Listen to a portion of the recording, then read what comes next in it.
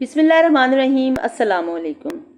We are discussing punctuations, and yesterday we discussed a few very basic rules of punctuation, and I told you that those rules were good enough for even a class 5 student.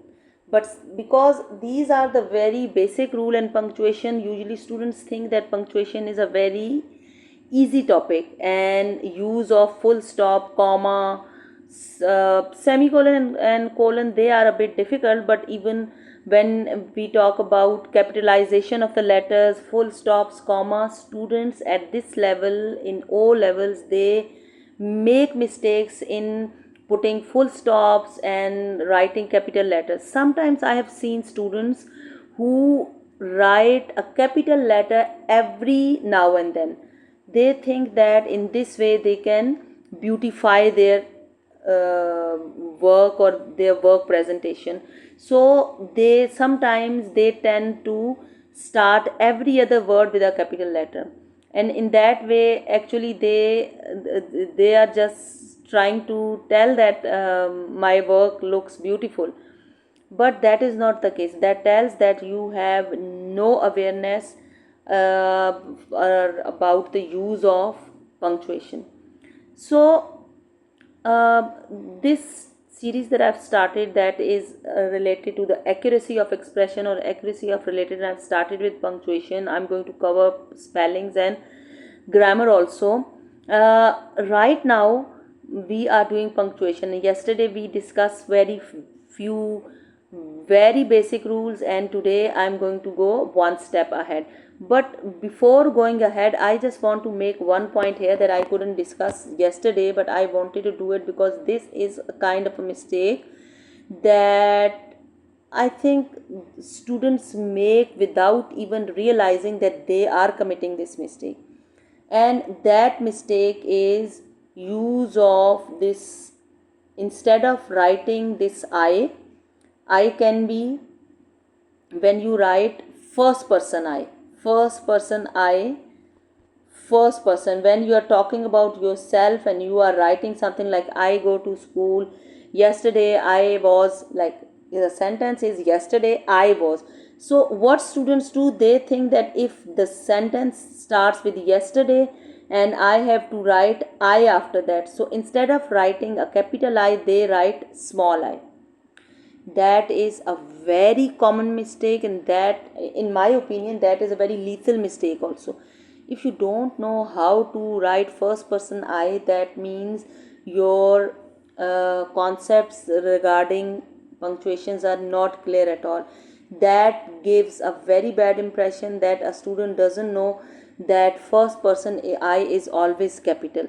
Now first person I, whenever you write this I and you are talking about yourself, whether you write I like this or this or this, even when you write it in the middle of a sentence, or you write it at the end of a sentence, or wherever you are writing this I, when this is first person I like मैं, when you are writing I, this I is always capital. We never write this I in a small letter like this. So remember this thing, that is a very common punctuation mistake that students make, and you need to avoid this punctuation.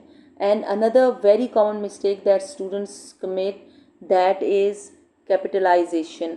They think that capital letter is something that they can use here and there, but that is not the case.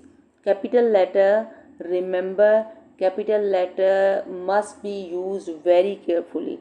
And there are a few things, like whenever you start a sentence, you must start it with a capital letter. Whenever you write a proper noun, like if you are writing Pakistan, so P must be capital. Whenever you are writing something after an exclamation mark, like you are writing wow, you have written wow, and now this is exclamation mark, and after that you want to write something, you will start it with a capital letter. Wow, what a beautiful flower.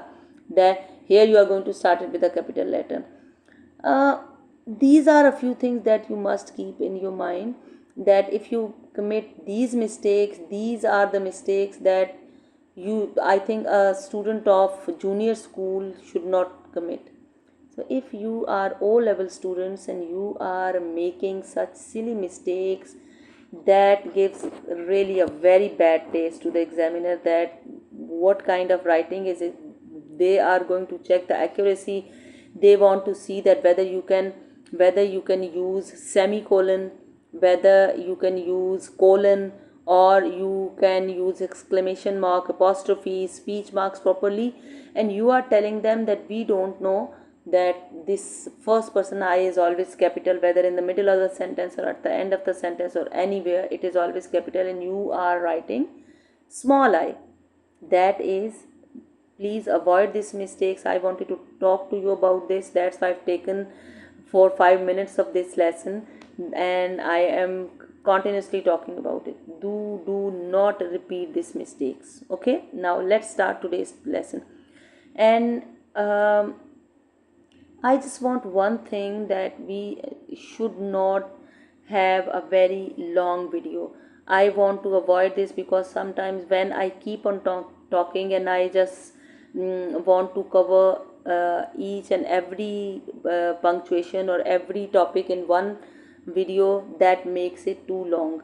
So, and sometimes other, this is a habit, or this has become a kind of part of our daily lives, that we just we do not want to see, or we do not want to watch long videos.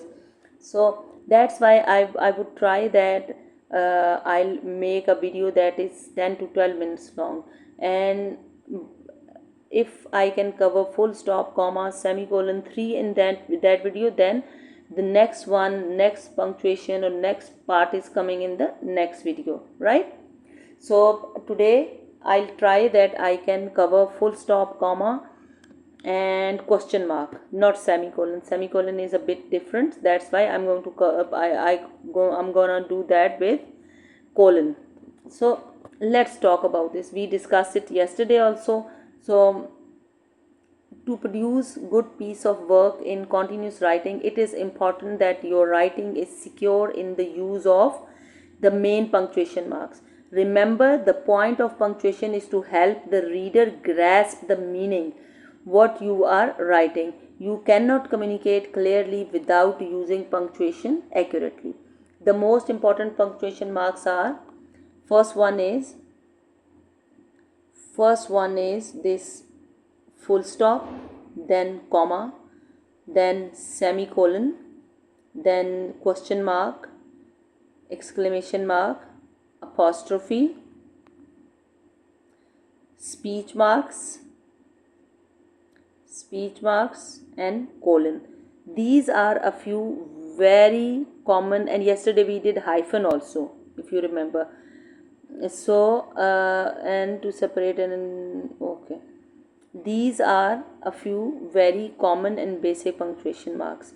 Let's talk about full stop first. The full stop is used to indicate a long pause and to mark the end of a sentence. So basically very simple for everyone, that whenever a sentence is whenever we are going to end a sentence, we put a full stop at the end.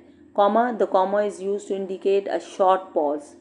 It should never be used to mark the end of a sentence. So we put a comma somewhere in the middle, or where we have a few number of things in a sentence, a list of things. There we put a comma. We do not end a sentence with a comma.